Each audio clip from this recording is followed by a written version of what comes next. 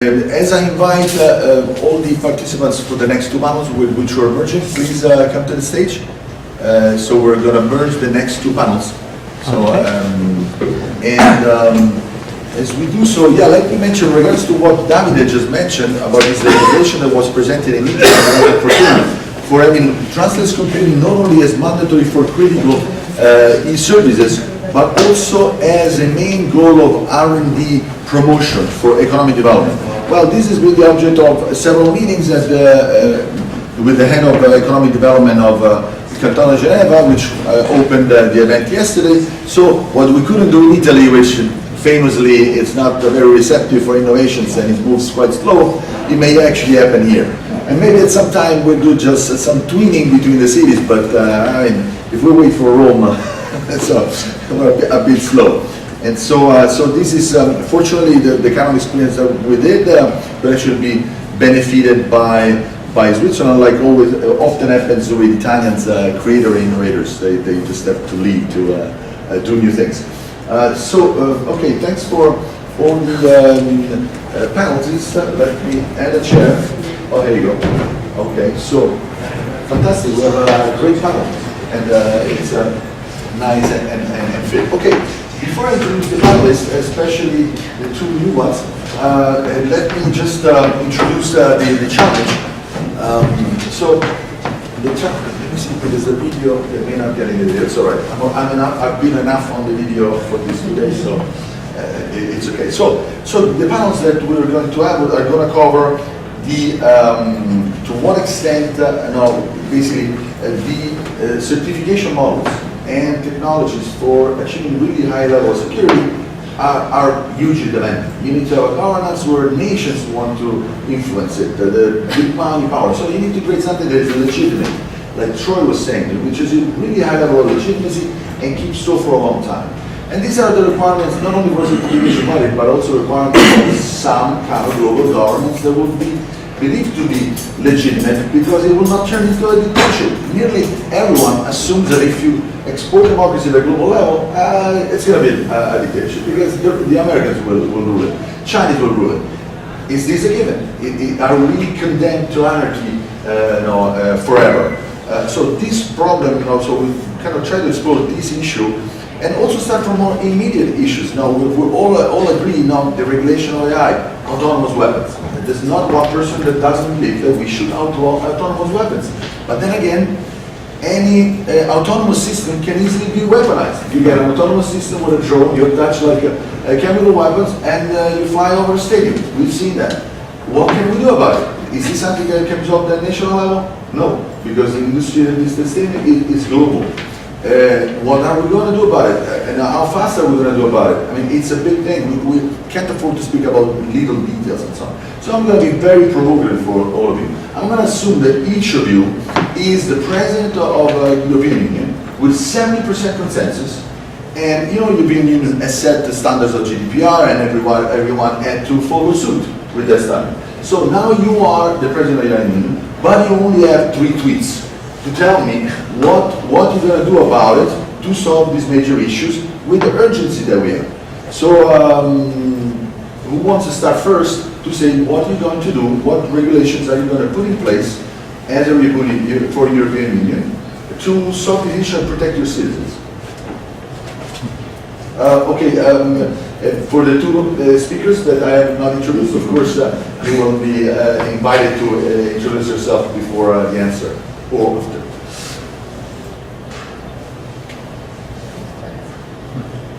The President of the European Union. Okay, so you are the President. So you have all the power to put in place what the European Union should do as far as regulations, for the danger of AI, the danger of cyber war. What kind of regulations you would put in place, and how do you enforce them? Because if you make laws and you don't have a reliable way to enforce it. What kind of laws are there? We talked about outlawing autonomous weapons. And so if you outlaw autonomous weapons, but then anyone can take a drone, take an autonomous weapon, fly over a stadium. What would you do? I mean, let's say that what would you do in one of these areas, of the critical areas of IT in society to radically mitigate the risk that your citizens will die. Well, you can take some time to think about it.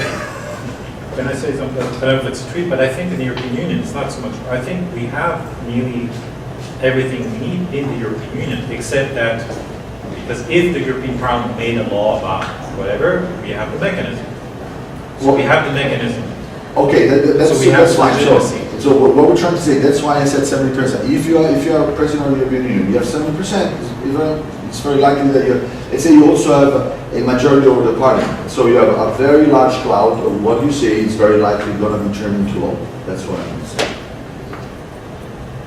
Yeah, please. Okay, I think I've got the three if I can remember. Massive investments in superintelligent AI safety research. Start provably securing the digital infrastructure piece by piece, and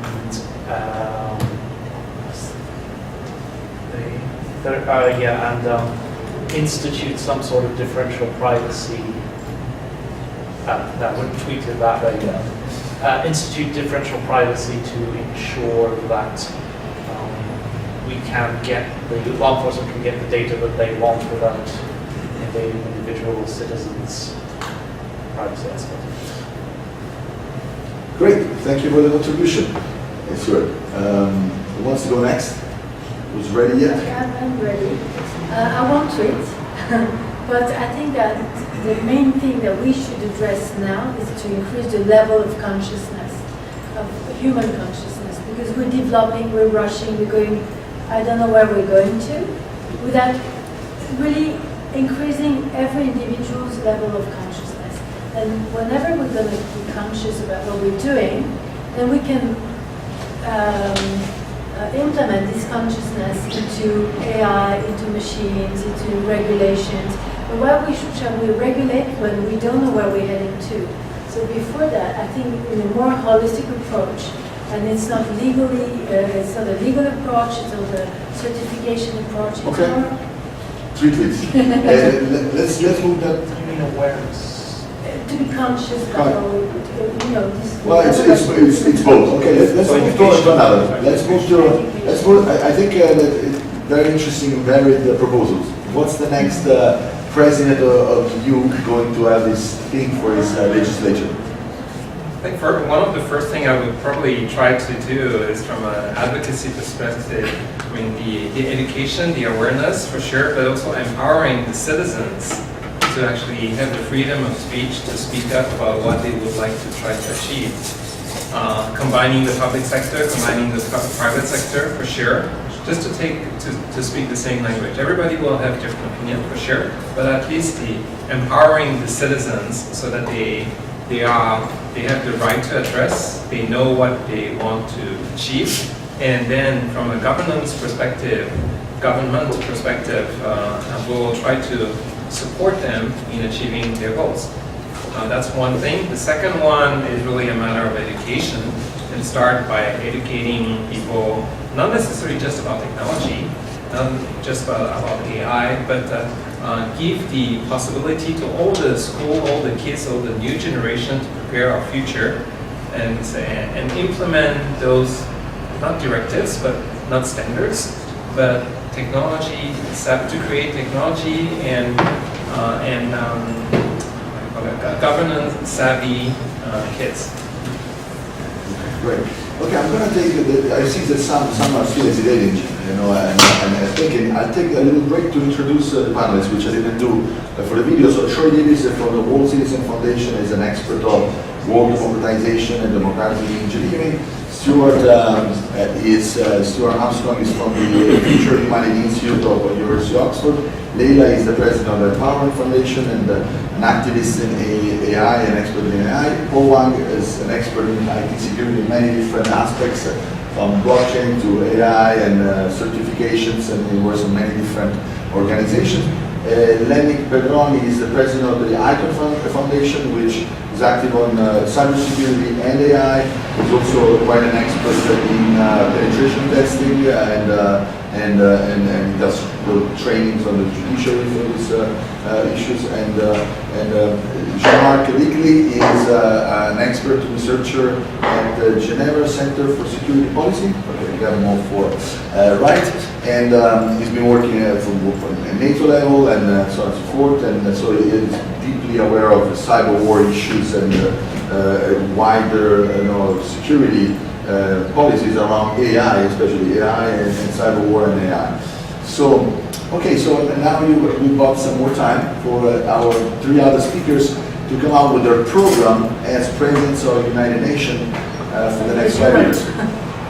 So we have 3 programs already. Who's going next? Lenny, what would you do as president of the EU? Maybe one more thing about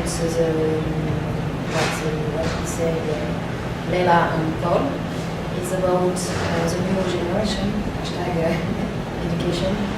I think maybe it's good to hear what they want because they are native, digital native, we are not. So I work with new generation, children and teenagers now. It's really new for me, things to hear.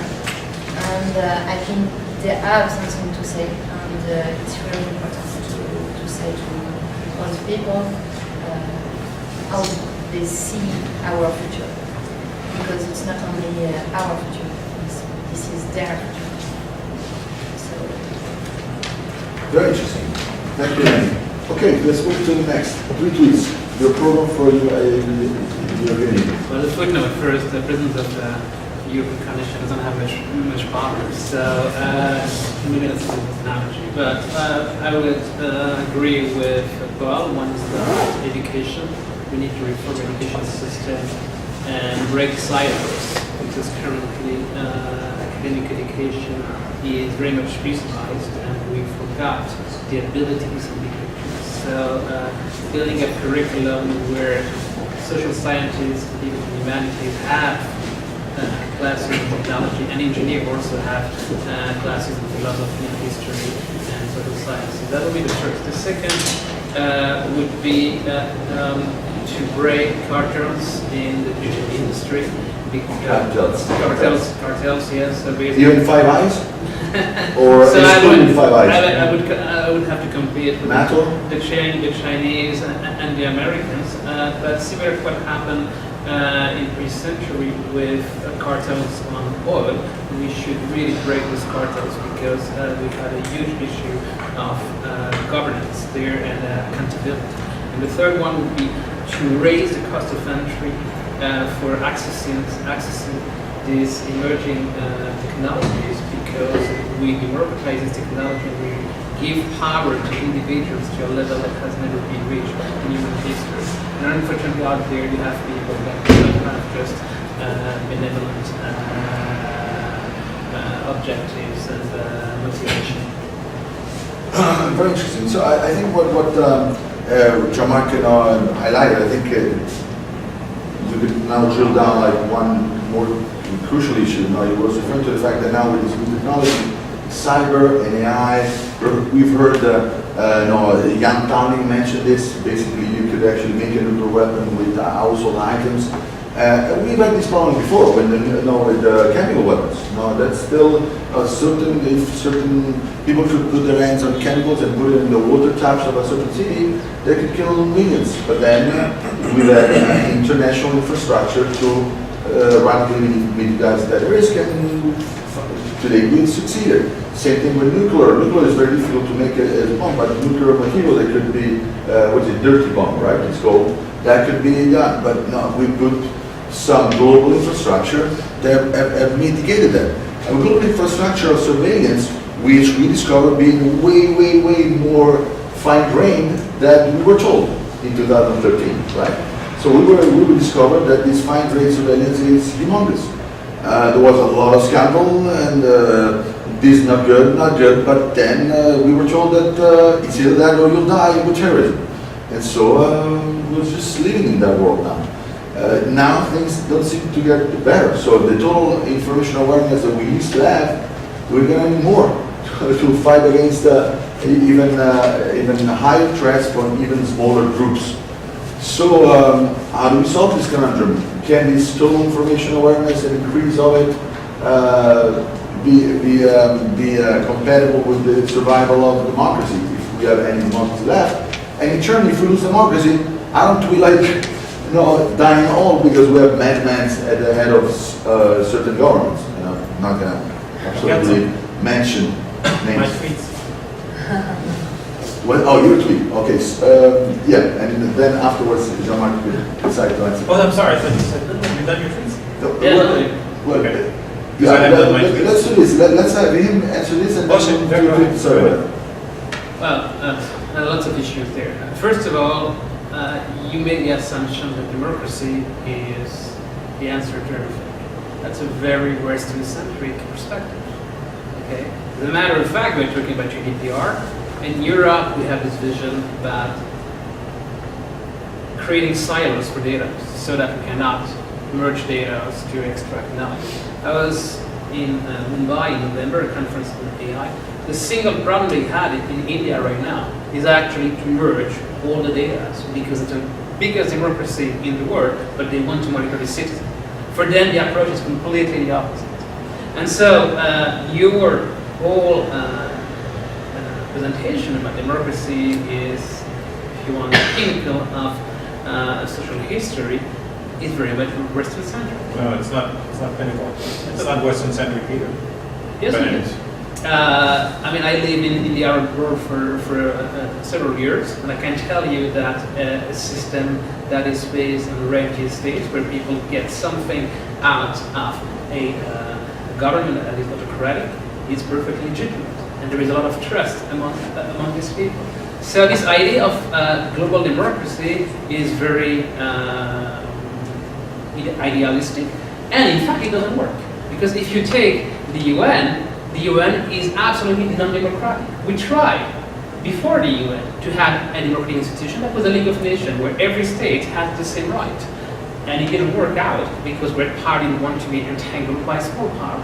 So, yes, you can talk about global democracy, but in reality it will never work because you have interests at stake. I can answer it, but it's another debate, but I'm... So, Very, very good intervention. So I think this is a very good intervention because this second day is built on the assumption that global democracy is good and it's a very major objective. So it's very good, and it states some good reasons why good reason you believe why this is not. So let me just now move to Troy.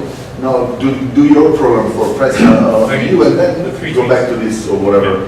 So I would say, first tweet to all European education ministers, please develop a joint curriculum about, I don't know how to call it, global risk and opportunities or future humanity or something like that. I mean, it has to do with what you addressed, education awareness, so on. So that's one thing.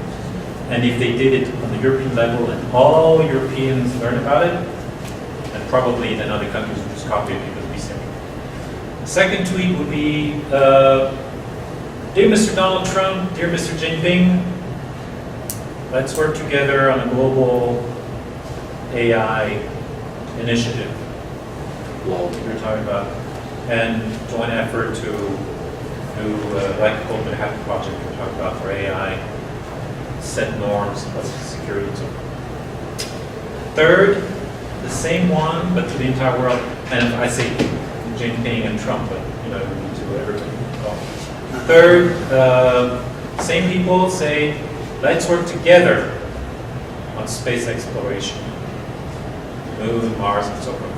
Because I think that if we have an external goal, it will divert a lot of energy and hope in that goal, and it will make people more, it will give people more hope, more drive, more energy, incentive. And many people who are, the young adventurers who want to go conquer, instead of trying to make another hacking exploit, let's say, oh, I want to help to go to Mars and the Moon or create cylinders in space, whatever.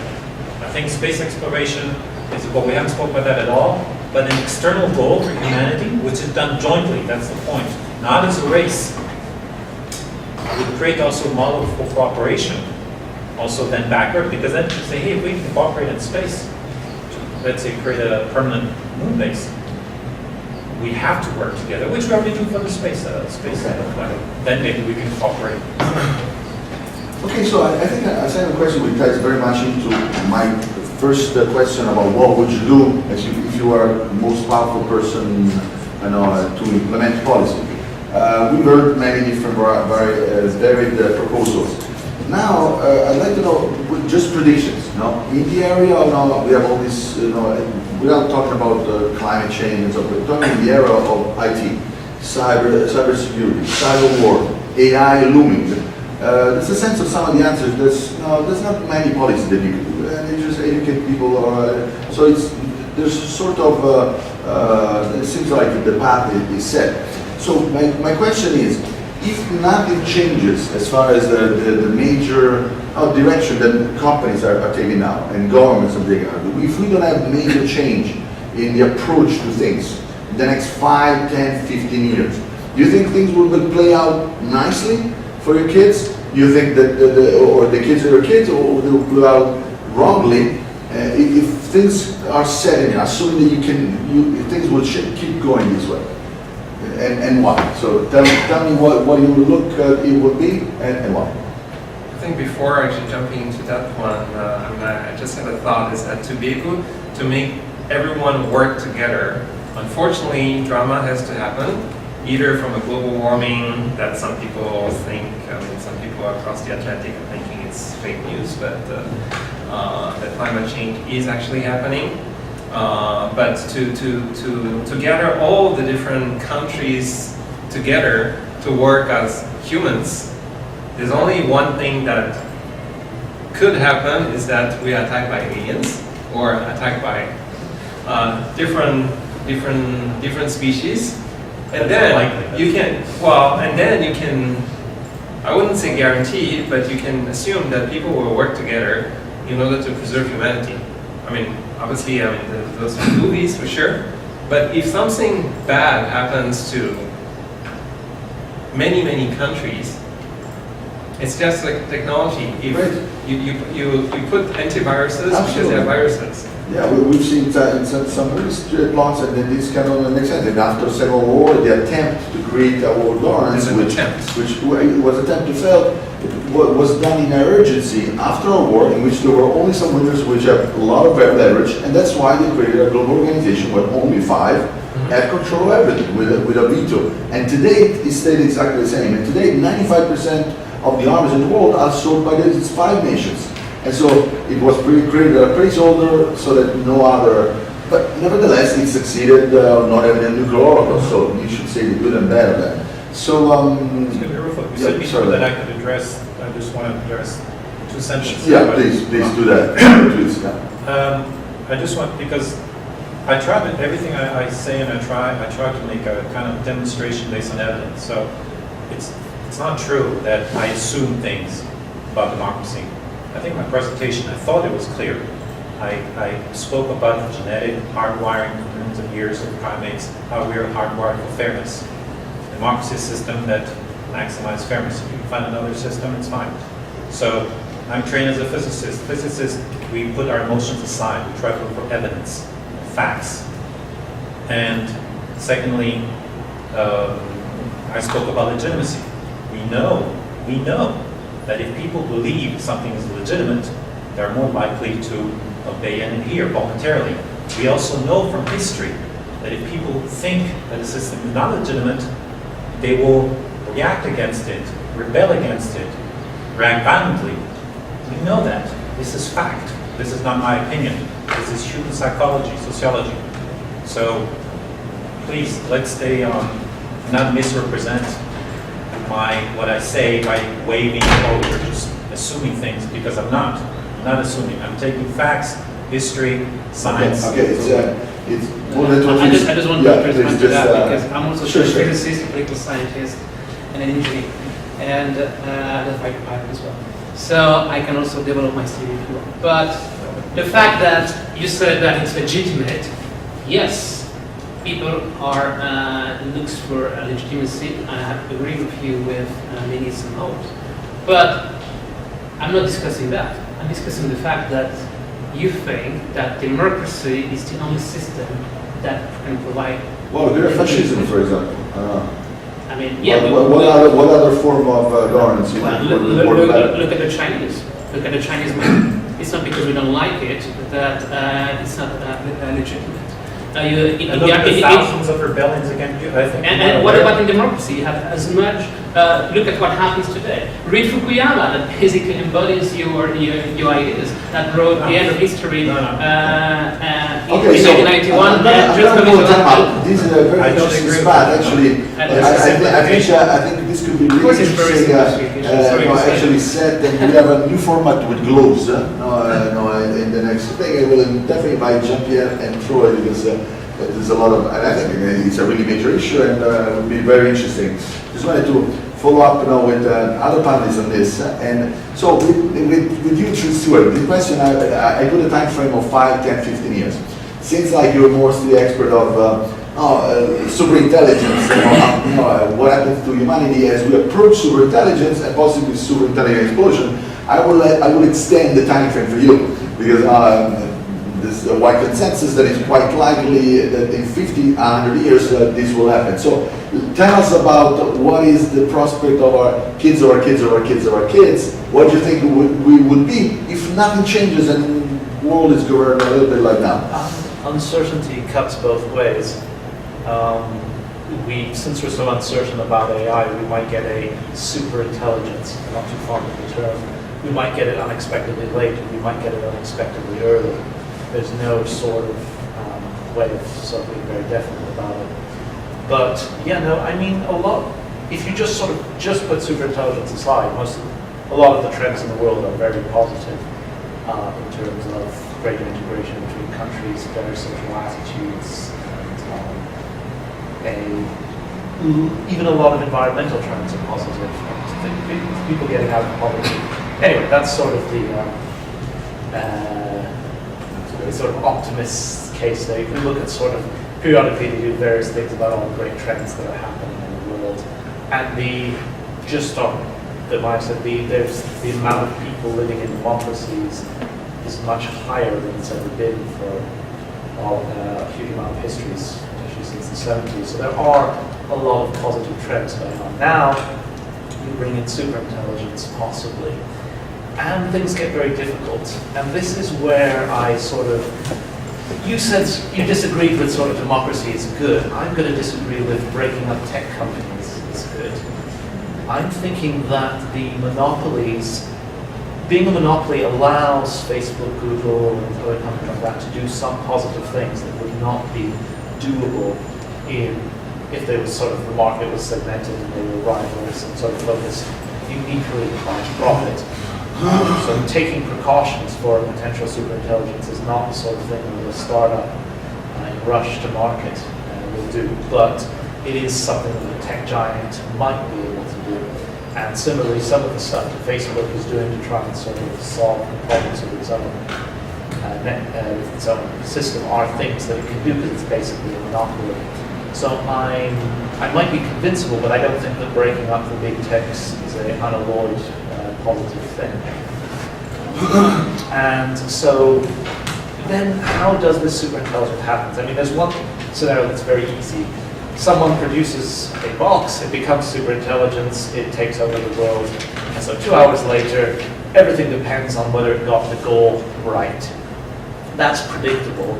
It's basically, is the goal done right? Yay! Was the goal done wrong? Ooh. However, the reason that scenario is mentioned so often is because it's so easy to predict. Well, let's do something more gradual, a sort of ramp up, sort of increasing powerful AI technologies are available, not just to one organization, but spread around several, and they get more powerful, and we have, let's say, a 5-year ramp up to superintelligence without knowing exactly when it's going to happen. And there you can get a lot of different dynamics going on. And At this point it gets politics, and you're sort of trying to predict the politics of the country 50 years in the future, and how that will interplay with the technical safety and the technical safety results that you might have then. So again, it's very, very hard to predict. But I suspect, because especially of the merging of utility functions and these sort of smart contracts that are actually grounded in an AI intelligence at the bottom rather than human judgment, which is still necessary for almost all smart contracts today, you would get the intelligences would move towards a single entity of one form or another, rather rapidly in the sort of superintelligence scenario. And so then what will it inherit? Well, if we got the goals of one of them right, and that one of them was reasonably powerful, then in a sense we're kind of okay, because it can trade our flourishing versus whatever the other goals are. If some of the goals are negative, so I think one of the main things is to avoid anti-altruistic goals.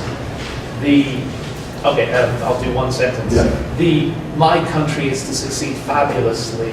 These can be fused across many AIs. Other countries are not going to succeed. Can't be fused safely amongst multiple AIs. Okay, fantastic. Thanks, Stuart, for this clarification.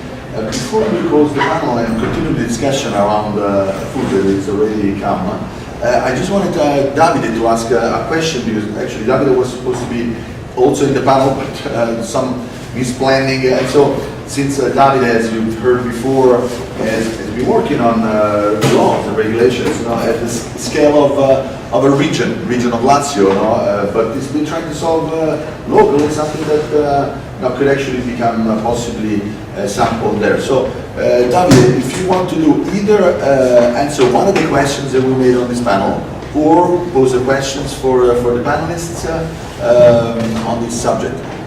The question may be, what, in your opinion, government, a local or a national government, can do to promote, to facilitate, to make more velocity to this process of innovation on artificial intelligence, or using digital technology for democracy? What do you mean? What do you think? So your question is, how can you promote more innovation for e-democracy? The role of public institutions to promote this innovation. By innovations in AI or e-democracy, or make them more secure, I or think it's anything. I mean, General. democracy. innovation in all directions? Yeah. In all directions. Okay. So, all right. So, what are the best policies at the national level that could best promote innovation? I think that's very much the role of Switzerland. Switzerland actually just posted 1.3 billion investment from startups, which is a very high number in the European scale, given it's only 6 million citizens. Italy has 60 million, we have 150 million investment per year. So, so there's a lot of innovation going. So, what suggestion would you have here about how? Delegation of power to independent bodies that could go fast and work fast on those questions, and then implement the regulation that are made out by those independent bodies. But independence and transparency is the key, are the keys, and implement those regulations. Are you suggesting they give us a ton of money to make this happen? Exactly. Exactly. This was our plan. This was I absolutely didn't pay to plan. say that. So I need to close this with a great applause for everybody, especially for you get invited as an honorary She's the right speaker lawyer. at next event. So, okay, so thanks for everybody for this great event, for staying. It's an intense set of things. So thanks for all bringing ideas and staying on for this conference, and look forward to participating next year. So